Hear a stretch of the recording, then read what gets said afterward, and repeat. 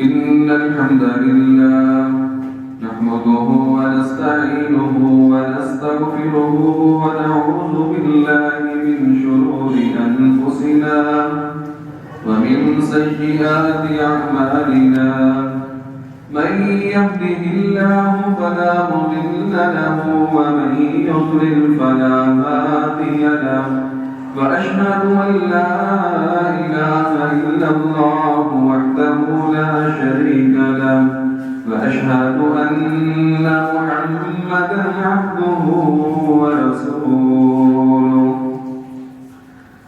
أما بعد فإن خير الحديث كتاب الله وخير الهدي هدي محمد صلى الله عليه وسلم وشر الأمور محدثاتها وكل محدثة بدعة وكل بدعة ضلالة وكل ضلالة في النار.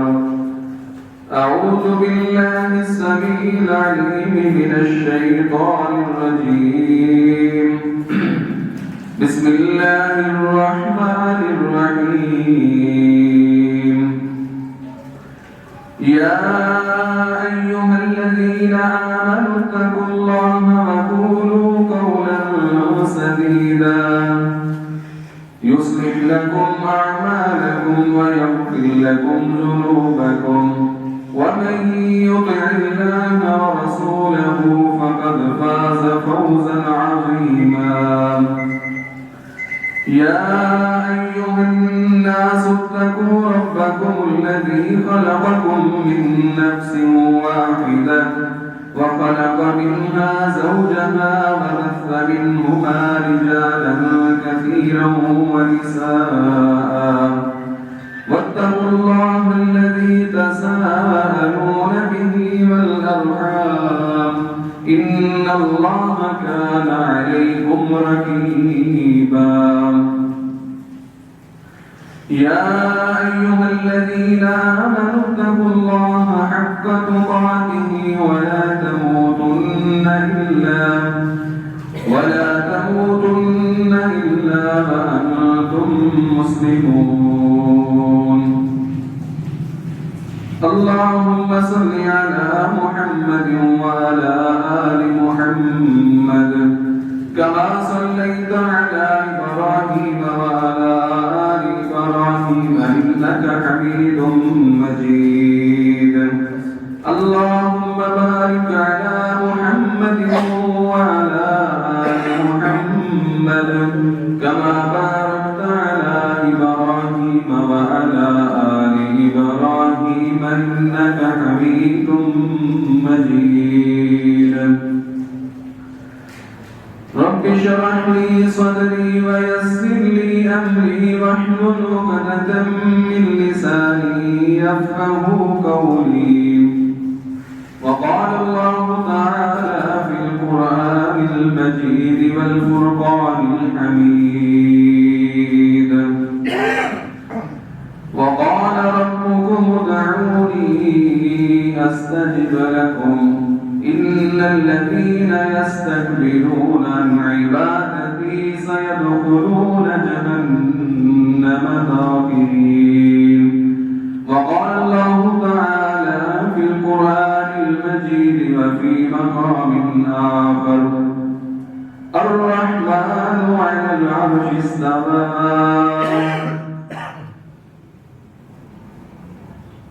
تمام قسم کی تعریفات تمہیدات کبریائی بڑائی عبادت عظمت اللہ وحدہ لا شریک کے لیے خاص ہے.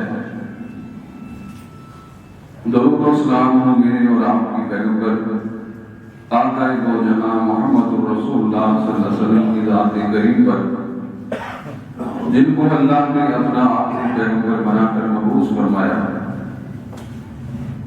سامعین محترم، پچھلے خطبہ جمعہ المبارک میں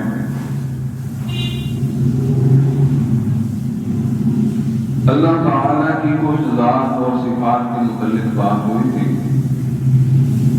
کہ اللہ کی صفات کون سی ہیں.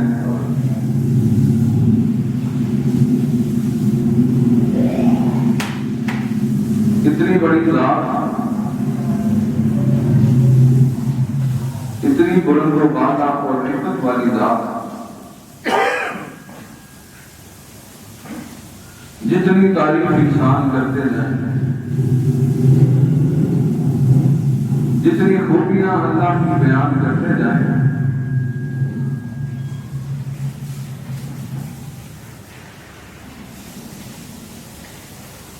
سمندر کے سمندر سیاہی بنا کر انسان لکھتے جائیں، ساری زمین کے درختوں کی کلمے بنا کر لوگ لکھنا شروع کرتے ہیں. درخت ختم ہو سکتے ہیں، سمندروں کی سیاہی ختم ہو سکتی ہے، اللہ کی تعریف ختم نہیں ہو سکتی.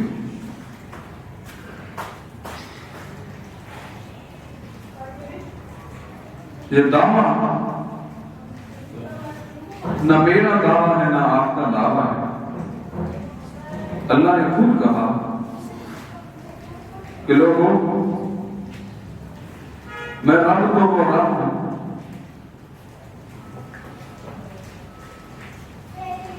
کہ اگر یہ ہو ہی نہیں سکتا کہ سارے سمندروں کی سیاہی بن جائے، یہ ہو ہی نہیں سکتا، اور یہ بھی نہیں ہو سکتا کہ ساری زمین کے درختوں کی کلمیں بنا لی جائیں.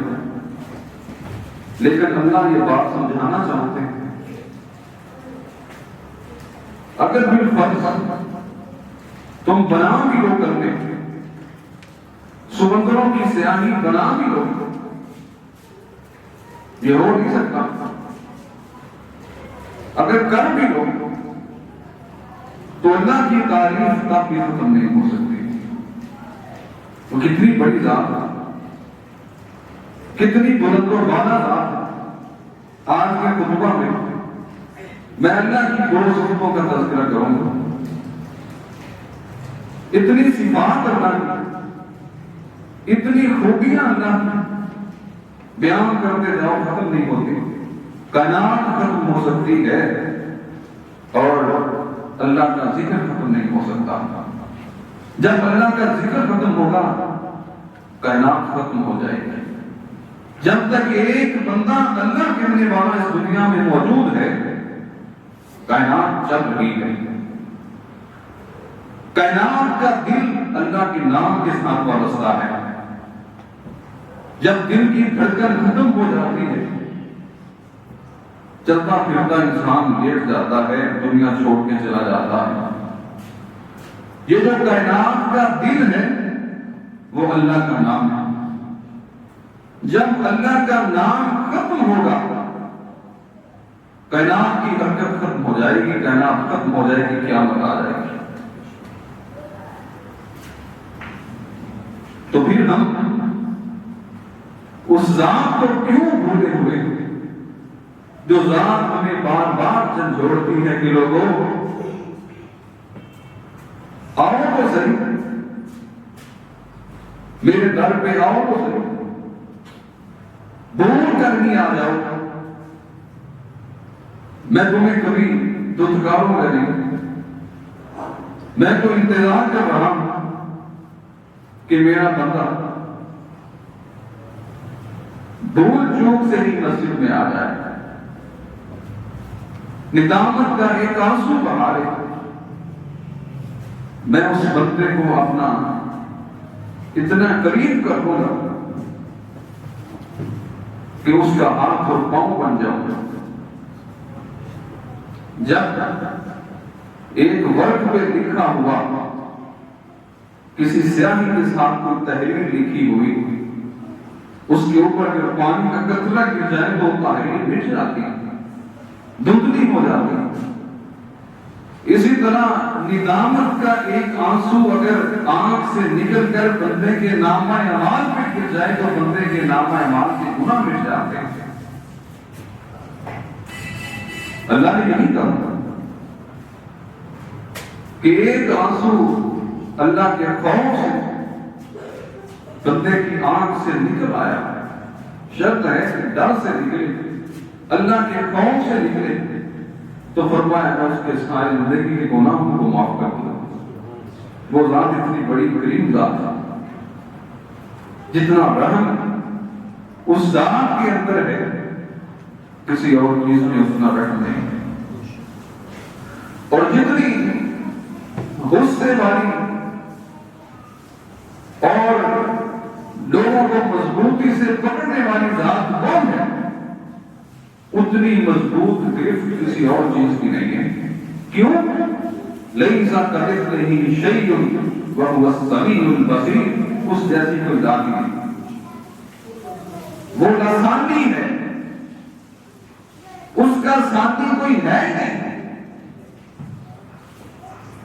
دو صفات، ایک صرف اللہ بندوں کی دعاؤں کو سنتا ہے، دوسری صرف اللہ کہاں ہے. ان دو صفات پر میں گفتگو کروں گا. اللہ سے دعا ہے، اللہ بات کہنے پھر اس میں عمل کی توفیق عطا فرمائے. دعا کون ہوتا ہے؟ مجبور انسان جب ہاتھ اٹھاتا ہے، مظلوم انسان جب ہاتھ اٹھاتا ہے، بے اولاد آدمی جب ہاتھ اٹھاتا ہے، رزق میں تنگی والا شخص جب ہاتھ اٹھاتا ہے تو اللہ اس کی دعا کو سنتا ہے. اللہ قرآن میں کیا کہتے ہیں؟ وَقَالَ رَبُّكُمُ ادْعُونِي أَسْتَجِبْ لَكُمْ. لوگوں آؤ مجھ سے دعا کرو، میں تمہاری دعاؤں کو سنتا ہوں. آؤ تو صحیح، مجھ سے مانگنے کو صحیح، کچھ بھی مانگو گے اگر جائز کام کے لیے ہاتھ اٹھائے گئے تو میں تمہارے اٹھائے ہوئے ہاتھوں کو کبھی خالی نہیں لوٹاؤں گا.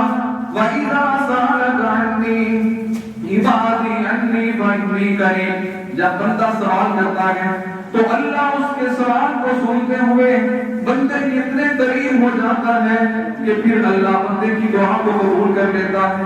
کتنے لوگوں نے، کتنے انبیاء کرام جو ساری انسانوں سے افضل لوگ ہوتے ہیں، انہوں نے اللہ کے سامنے ہاتھ اٹھائے تو اللہ نے پھر ان کی دعاؤں کو سنا. بڑھاپے میں حضرت زکریا علیہ السلام نے جب اللہ کے سامنے ہاتھ اٹھائے، وَزَكَرِيَّا إِذْ نَادَىٰ رَبَّهُ رَبِّ لَا تَذَرْنِي فَرْدًا وَأَنتَ خَيْرُ الْوَارِثِينَ.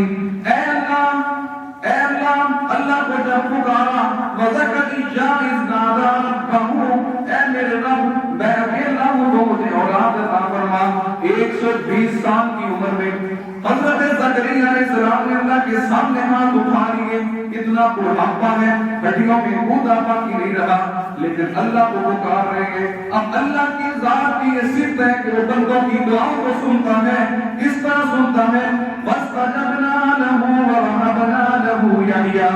ہم نے اپنے بندے زکریا کی دعا کو سنا اور اس کو یحییٰ پیارا سا بیٹا عطا کر دیا. اور یہ ایسا بیٹا اللہ نے عطا کیا کہ میرے اور آپ کے بیٹے، ہمارے معاشرے کے بچے دنیا میں آتے ہیں تو ہم نام رکھتے ہیں. اللہ نے بیٹا دیا، نام بھی خود اپنے پیدا ہونے سے پہلے ہی رکھ دیا کہ اس کا نام یحییٰ ہوگا. کیسا عظیم بیٹا! اللہ نے نام بھی اپنی طرف سے رکھ کر پیدا ہونے سے پہلے ہی دنیا میں کہہ دیا کہ اے زکریا، تو نے میرے سامنے ہاتھ اٹھائے ہیں تو میں تیرے اٹھائے ہوئے ہاتھ کو خالی نہیں لوٹاؤں گا. 120 سال کی عمر ہے، اولاد کی کوئی امید نہیں ہے، لیکن اللہ جو چاہے وہ کر سکتا ہے. تو پھر میں کیوں نہ کہوں کہ وَقَالَ رَبُّكُمُ ادْعُونِي أَسْتَجِبْ لَكُمْ. اے پیغمبر لوگوں سے کہہ دو کہ تمہارا رب کہتا ہے کہ جب تم سوال کرو تمہاری دعاؤں کو قبول کرتا ہوں. میں تمہارے اتنے قریب ہوں، وَنَحْنُ أَقْرَبُ إِلَيْهِ مِنْ حَبْلِ الْوَرِيدِ. میں تمہاری اشارت سے بھی زیادہ قریب ہوں. مجھے پکارو تو صحیح، میں تمہاری پکار کو سنتا ہوں. حضرت یونس علیہ السلام اپنی قوم کو تبلیغ کرتے رہے. قوم نے ان کی بات نہ مانی کہ وہ اتنا شدید وقت آ گیا.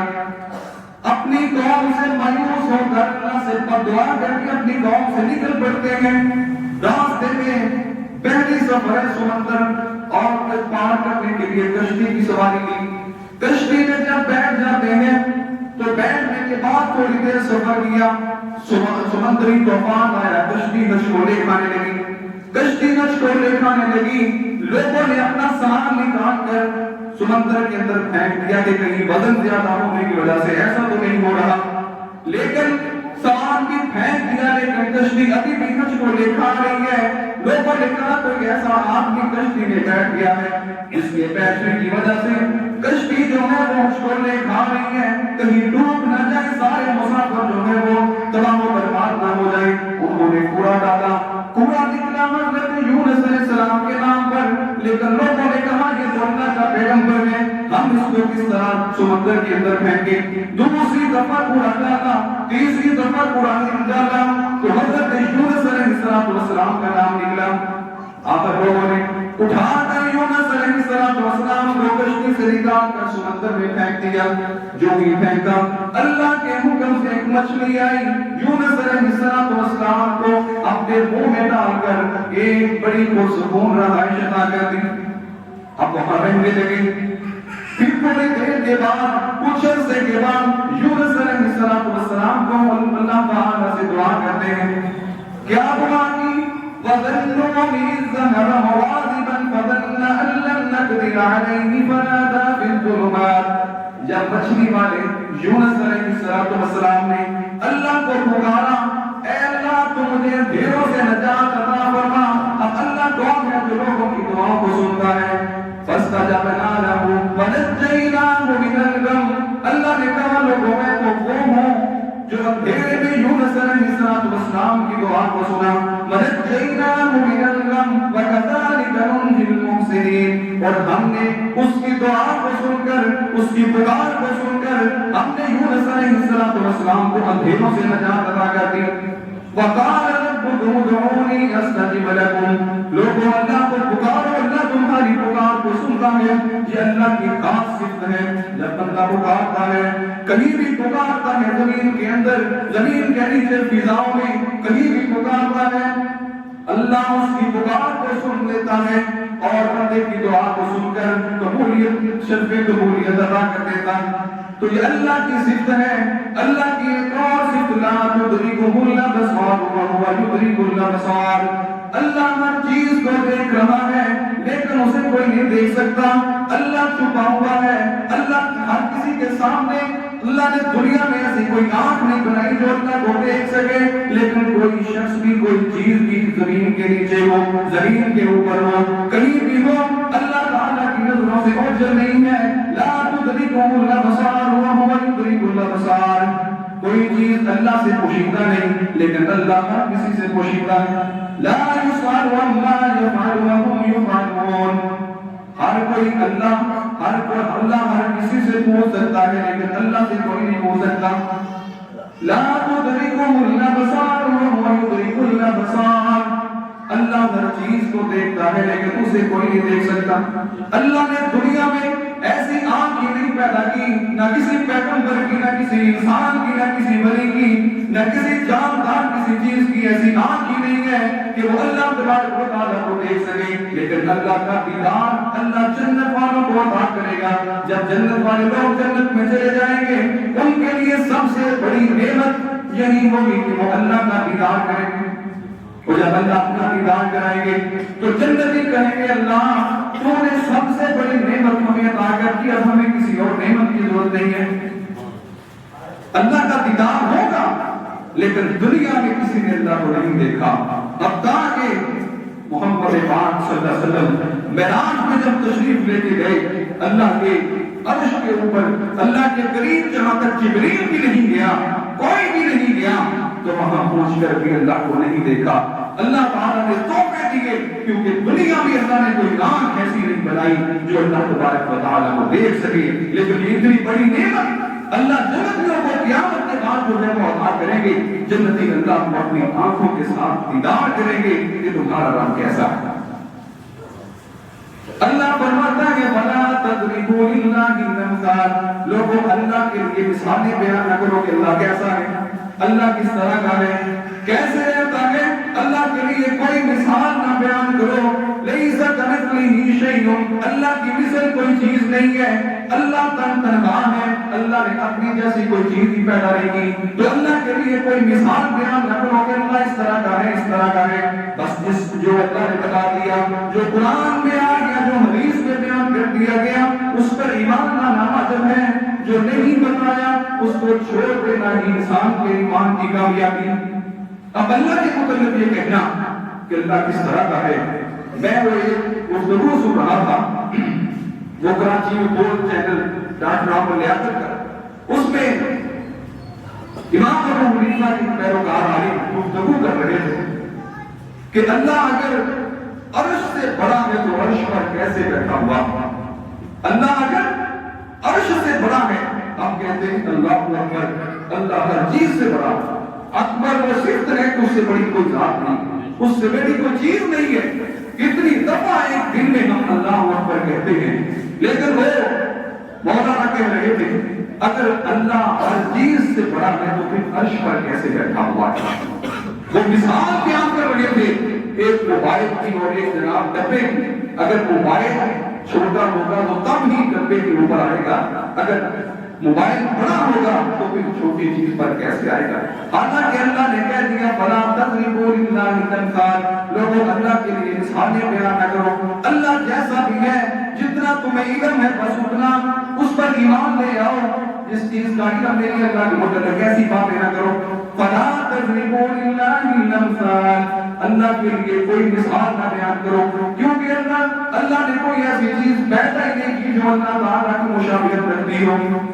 اللہ کون ہے لوگوں؟ لا يسأل عما يفعل وهم يسألون، اللہ ہر کسی کو پوچھ سکتا ہے، اللہ سے کوئی نہیں پوچھ سکتا۔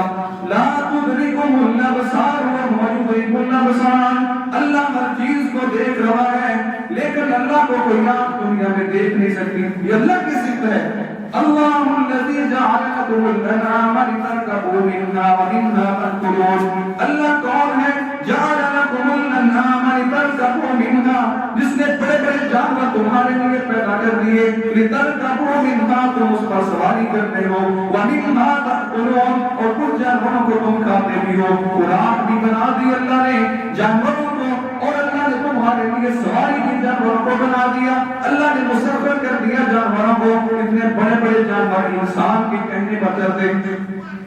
اگر وہ اللہ نے مسخر نہ کیا ہوتا تو انسان کی کیا اوقات تھی کہ ہاتھی زرافے اور بڑے بڑے اونٹ جیسے جانوروں کو اپنے آگے لگائے؟ یہ تو اللہ کا احسان ہے، اللہ نے جانوروں کو انسان کے تابع کر دیا۔ اور اللہ کون ہے؟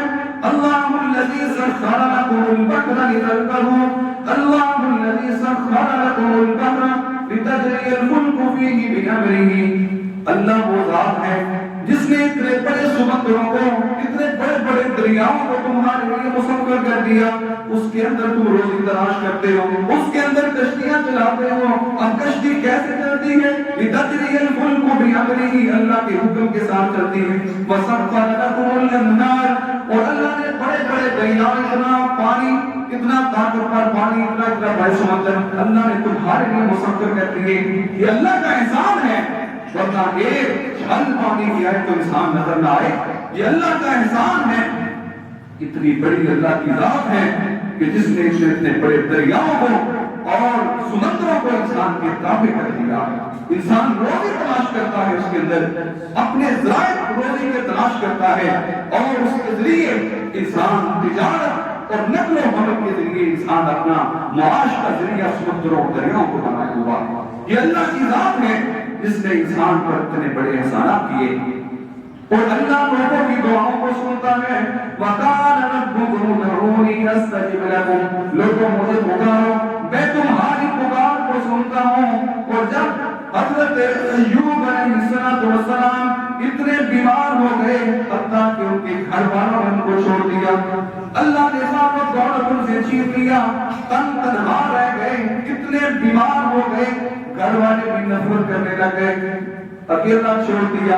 اب ایک دن حضرت ایوب علیہ السلام دعا کرتے ہیں، وَأَيُّوبَ إِذْ نَادَىٰ رَبَّهُ أَنِّي مَسَّنِيَ الضُّرُّ وَأَنتَ أَرْحَمُ الرَّاحِمِينَ، اے اللہ میں تکلیف کے اندر ہوں تو اپنی رحمت کے ساتھ میری تکلیف کو دور فرما۔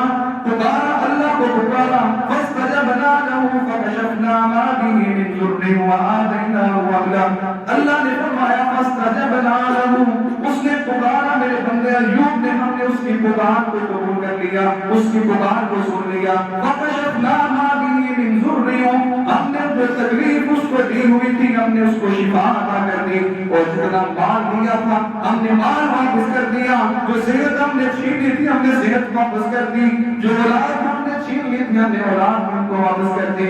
تو اللہ کون ہے؟ اللہ مجیب الدعوات ہے۔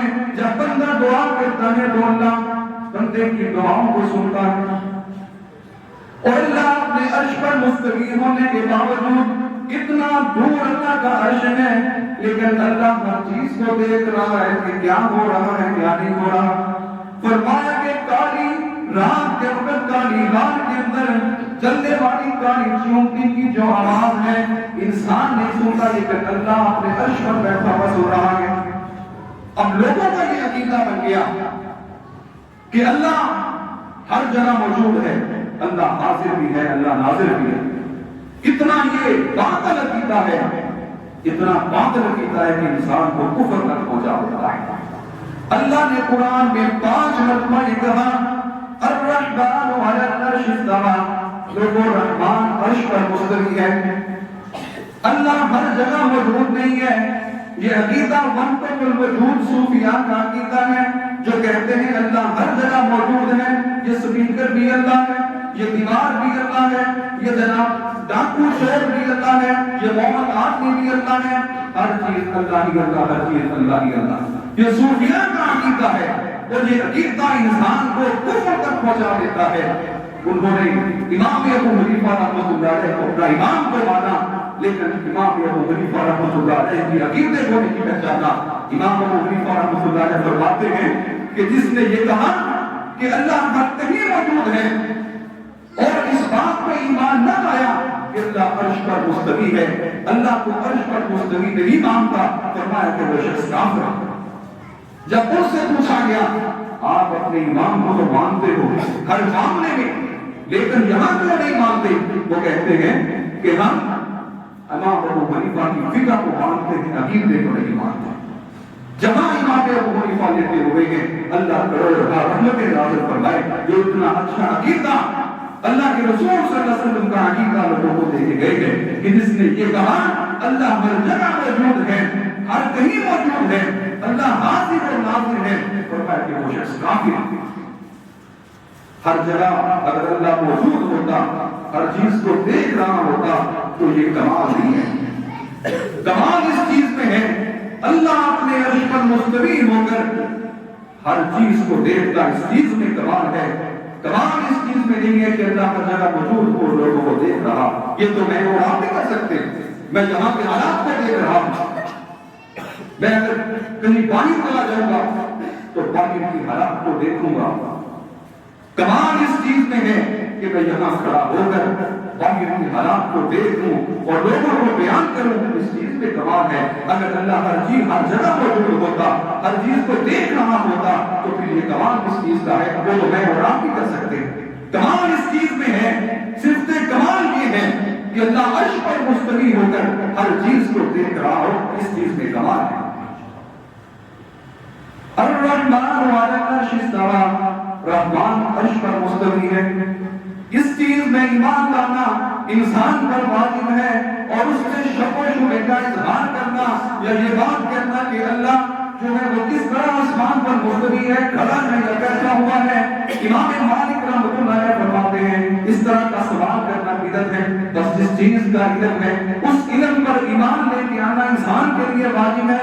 ایک دفعہ امام مالک رحمۃ اللہ علیہ لوگوں کو اپنے شاگردوں کو پڑھا رہے، ایک شاگرد کھڑا ہوا کہنے لگا یا شیخ یہ بتلاؤ کہ اللہ تو عرش پر مستوی ہے، ہمارا عقیدہ ہے، لیکن اللہ عرش پر کیسے مستوی ہے، کس حالت میں ہے، ہمیں اس چیز کا علم نہیں ہے، وہ بتلائیے۔ جب یہ سوال سنا امام مالک رحمۃ اللہ علیہ ان کے پسینے چھوٹ جاتے ہیں، خوف کی وجہ سے بے ہوش ہو جاتے ہیں کہ اس آدمی نے شاگرد نے کس طرح کا سوال کر دیا۔ اللہ عرش پر مستوی ہے اس کا عقیدہ تھا، لیکن کس طرح مستوی ہے، کیسی حالت ہے، اللہ نے یہ حالت بیان نہیں کی، ہمیں بیان کرنے کی ضرورت نہیں ہے۔ اس شاگرد نے سوال کیا، امام مالک نے اپنے سر کو جھکا لیا، شاگردوں نے دیکھا کہ امام مالک کے پسینے چھوٹ گئے اور سوال کرنے لگے، تب امام مالک کو ہوش آئے اور جب وہ سوال کا جواب اتنی طبیعت خراب ہوئی بے ہوش ہو گئے اس کا سوال سن کر کہ کس طرح کا جاہلانہ سوال اس شاگرد نے کر دیا ہے. تھوڑی دیر کے بعد اپنے سر کو اٹھایا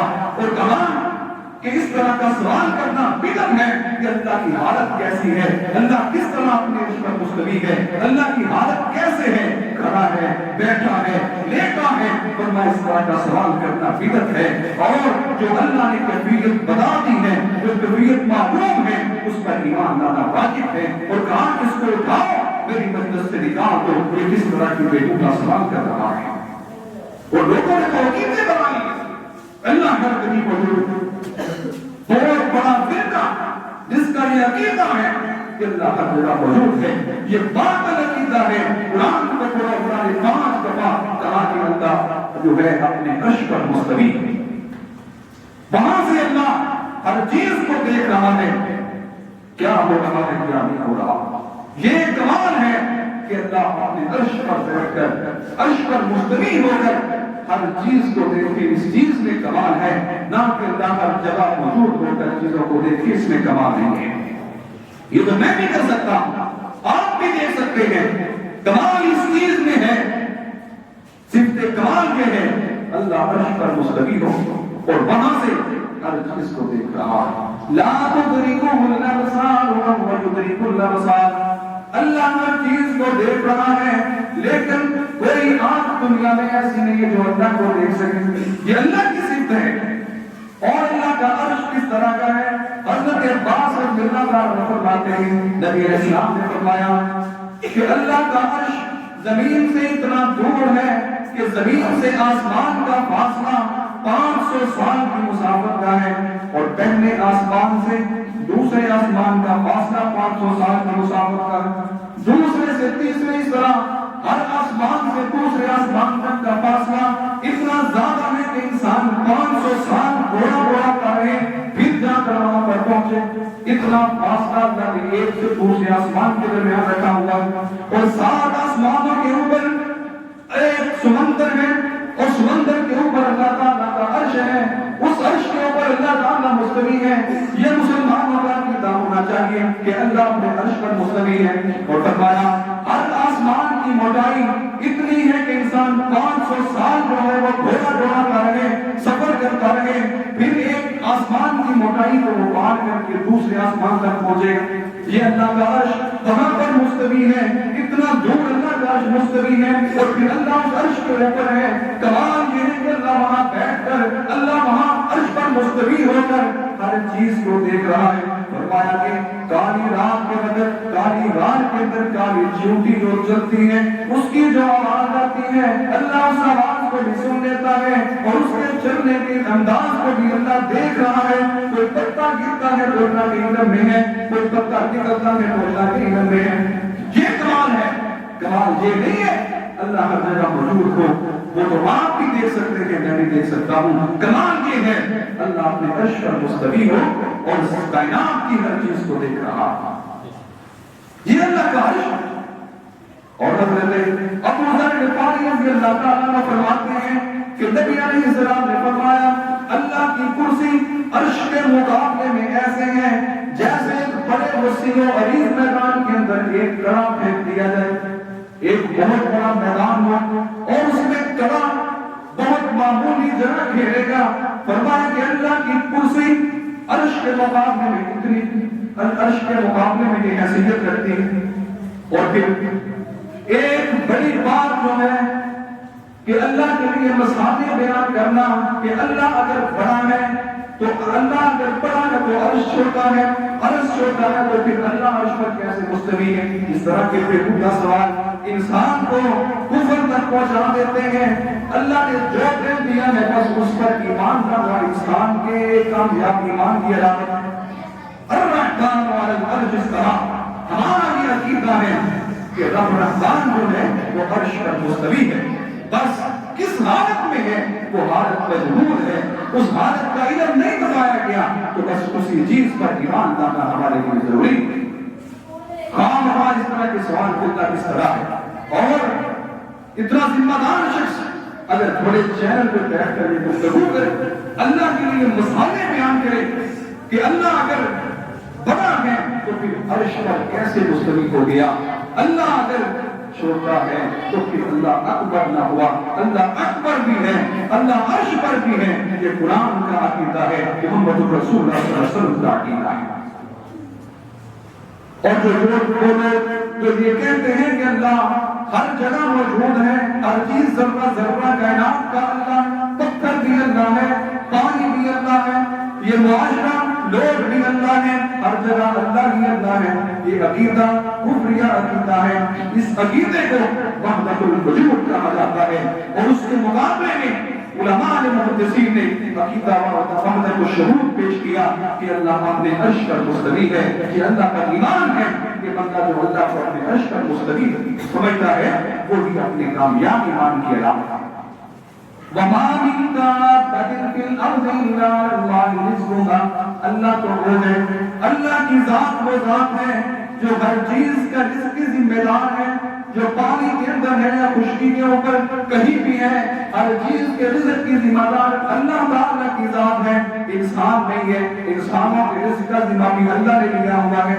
وَمَا مِن دَابَّةٍ فِي الْأَرْضِ إِلَّا عَلَى اللَّهِ رِزْقُهَا، جو زمین کے اندر یا خشکی یا تری جہاں بھی ہے اللہ نے اس کے رزق کا ذمہ لیا ہوا ہے۔ وَيَعْلَمُ مُسْتَقَرَّهَا وَمُسْتَوْدَعَهَا، اور وہ ذات جانتی ہے کہ ان چیزوں کا ٹھکانہ کیا ہے، دنیا میں ٹھکانے بھی جانتی ہے، قیامت کے بعد جو میدان حشر کے بعد ٹھکانہ ملنا ہے اللہ کی ذات وہ بھی جانتی ہے۔ تو پھر میں کیوں نہ کہوں لا تدركه الابصار وهو يدرك الابصار، اللہ ہر چیز کو دیکھتا ہے لیکن اسے کوئی آنکھ نہیں دیکھ سکتی۔ اللہ ہر بندے کی پکار کو سنتا ہے، ہر چیز کی پکار کو سنتا ہے۔ ایک زمین پر بسنے والے کتنے لوگ، ہر کسی کی اپنی اپنی زبانیں، اپنی اپنی بولیاں ہیں۔ میں اور آپ کسی اور زبان کو نہیں سمجھ سکتے، وہ لوگ ہماری زبان کو نہیں سمجھ سکتے، لیکن اللہ ہر زبان کو سمجھ کر اس کی منشا اور مرضی کے مطابق اگر دعا عبادت والی ہو تو اللہ قبول کر لیتا ہے۔ لیکن آج لوگوں کے عقیدے بن گئے کہ اگر اللہ سے مانگنا ہے تو کسی کو سفارش کے طور پر پیش کیا جائے۔ وہ یہ دلیل دیتے ہیں کہ انسان نے اگر مکان پر چڑھنا ہو تو سیڑھی کی ضرورت پڑتی ہے، اور اگر کسی بڑے آدمی سے ملنا ہو تو اس کے جناب سیکٹری سے پہلے ملنا پڑتا ہے، پھر بڑے آدمی سے ملاقات ہوتی ہے۔ اور میں کہتا ہوں کہ تم نے پھر قرآن ہی نہیں پڑھا، اللہ تو کہتا ہے وَنَحْنُ أَقْرَبُ إِلَيْهِ مِنْ حَبْلِ الْوَرِيدِ، میرے بندے میں تو میری شان سے بھی زیادہ قریب ہوں۔ تو پھر کس سفارش کی ضرورت ہے تجھے، کس سیڑھی کی ضرورت ہے؟ جب اللہ اتنا قریب ہے تو سیڑھی کہاں لگاؤ گے؟ جب اللہ اتنا قریب ہے، بندے کی پکار کو سنتا ہے، تو پھر کسی سفارش کی کیا ضرورت ہے؟ وہ یقینے بن گئے کہ یہ ہمارے بزرگ جو قبروں کے اندر ہیں، یہ بطور سفارش کے ہم ان کے پاس جاتے ہیں، ان سے سفارش کرواتے ہیں، ان کا وسیلہ دیتے ہیں، یہ باطل عقیدہ ہے۔ دعا میں وسیلہ تین صورتوں میں جائز ہے کہ بندہ اگر وسیلہ دینا ہے تو اللہ کے ناموں کا وسیلہ دے، اے اللہ تو غفور رحیم ہے، تیری غفوریت کا واسطہ تو میرے گناہوں کو معاف کر دے۔ بندہ اللہ کے ناموں کا وسیلہ دے سکتا ہے، یا پھر دوسرے نمبر پر اپنے نیک اعمال کا وسیلہ دے سکتا ہے۔ وہ تین لوگ بخاری شریف کی حدیث کہ وہ غار کے اندر جب پھنس گئے تو اوپر پتھر آ کے گر گیا، غار بند ہو گئی۔ ان تینوں لوگوں نے اللہ کو پکارا، اپنے نیک اعمال کا وسیلہ دیا، اللہ میں یہ نیک عمل کرتا ہوں، تجھے پسند ہے تو میری دعا کو قبول کر اور اس پتھر کو ہٹا دے۔ انسان جو نیک عمل کرتا ہے ان کو وسیلہ دے سکتا ہے، لیکن کسی مردہ شخص کا، کسی دنیا سے گئے ہوئے آدمی کا وسیلہ دعا میں جائز نہیں ہے، یا کوئی نیک آدمی سے دعا کی جا سکتی ہے۔ یہ تین وسیلے جائز ہیں، اس کے علاوہ کوئی بھی وسیلہ جو دعا کے اندر کیا جائے وہ جائز نہیں ہے، چاہے محمد رسول اللہ صلی اللہ علیہ وسلم کا وسیلہ کیوں نہ کیا جائے، کیونکہ نبی علیہ السلام دنیا میں نہیں ہے۔ اب اللہ جب کہہ رہا ہے ادعونی وقال ربکم ادعونی استجب لکم، لوگوں مجھے پکارو میں تمہاری پکار سنوں گا۔ جب اللہ نے کہا میں سنوں گا تو پھر ہمیں کسی وسیلے کی کیا ضرورت ہے؟ تین وسیلے انسان دے سکتا ہے، اللہ کے نام کا وسیلہ دے سکتا ہے، اپنے نیک اعمال کا وسیلہ دے سکتا ہے، اور اللہ تعالیٰ کے ناموں سے کیا مراد؟ جو اللہ کی صفات کے نام ہے۔ اللہ غفور رحیم ہے، اللہ رؤوف رحیم ہے، اللہ بہت بڑا ہے۔ تسبیحات بیان کر کے نبی اسلام نے فرمایا جو حضرت یونس علیہ السلام نے مچھلی کے پیٹ کے اندر دعا مانگی تھی، لا الہ الا انت سبحانک انی کنت من الظالمین، یہ بھی اسماء الحسنی ہے۔ جو بندہ اس دعا کو پڑھ کے اللہ سے دعا کرتا ہے، اللہ اس بندے کی دعا کو قبول کر لیتا ہے، اور اللہ ہر بندے کی پکار کو سنتا ہے۔ کوئی بھی آدمی کہیں بھی ہے، کہیں بھی بستا ہے، یہ اللہ کی صفت ہے، اللہ ہر بندے کی دعا کو سنتا ہے۔ میں کتنا بھی کمال کا شخص ہوں، کتنی بھی زبانوں کو جانتا ہوں، لیکن ہمارے صرف اس پاکستان کے اندر ہی 70 سے زائد زبانیں بولی جاتی ہے۔ میں وہ کو جان لوں گا، چار کو جان لوں گا، وہ کیا کچھ بولتے ہیں کیا نہیں بولتے، اللہ ہر کسی کی زبان کو جانتا ہے، پرندوں کے حالات کو جانتا ہے، ان کو رزق پہنچاتا ہے اور ان کی دعاؤں کو سنتا ہے۔ ایک آخری واقعہ علامہ ابن جوزی رحمۃ اللہ علیہ نے تلبیس ابلیس میں ایک واقعہ لکھا کہ ایک بادشاہ اس نے اپنا محل تعمیر کرنے کے لیے لوگوں کو حکم دے دیا، اور اس زمین کے اندر ایک بڑھیا عورت کی جھونپڑی تھی۔ اب سپاہیوں نے اس جھونپڑی کو گرا دیا، وہ بڑھیا وہاں موجود نہیں تھی اور محل تعمیر ہو گیا۔ جب آئی تو اپنی ایک ہی ٹھکانے کو تباہ ہوتے ہوئے دیکھا اور کہا اللہ میں تو یہاں موجود نہیں تھی، لیکن تو کہاں تھا، تو دیکھ رہا تھا۔ اس کی اس مظلوم کی پکار نے آسمان کو چیر دیا، اللہ نے جبریل کو بھیجا، اس محل کو اپنے پاؤں پہ اٹھا کر الٹ پلٹ کر دیا، تباہ و برباد کر کے رکھ دیا۔ وقال ربكم ادعوني استجب لكم، لوگوں اللہ کو پکارو، کسی کی سفارشی نہ بناؤ۔ کوئی اللہ کو اللہ نے کبھی نہیں کہا کہ فلاں کو سفارش کے لیے میرے پاس پیش کرو، تنہا اللہ کو پکارو۔ اللہ کی یہ صفت ہے، وہ بندے کی دعا کو سنتا ہے، اور اللہ کی یہ صفت ہے، اللہ اپنے عرش پر مستوی ہے۔ یہی صحیح عقیدہ ہے، یہ عقیدہ رکھنا کہ اللہ حاضر ناظر ہے۔ پورا قرآن پڑھ لو، حدیث کے ذخیرے کو اٹھاؤ، اللہ کی ایک بھی صفت یہ نہیں کہ اللہ ہر جگہ موجود ہے۔ یہ باطل کفریہ اور صوفیہ کا عقیدہ ہے۔ اللہ کا جو صفت ہے اللہ کی وہ یہ ہے، الرحمن علی العرش استوی، اللہ اپنے عرش پر مستوی ہے۔ کیسے مستوی ہے، کیا حالت ہے، یہ کیفیت مجہول ہے، اس کے متعلق علم نہیں ہے۔ تو اسی بات پر ایمان لانا کہ اللہ اپنے عرش پر مستوی ہے، وہاں اپنے عرش پر مستوی ہو کر ہر چیز کا علم رکھتا ہے، اس چیز میں کمال ہے، اور کمال صرف ہی اللہ کی ہوتی ہے۔ اللہ سے دعا ہے اللہ ہمیں حق و سچ پر عمل کی توفیق عطا فرمائے۔ وآخر دعوانا ان الحمد للہ رب العالمین۔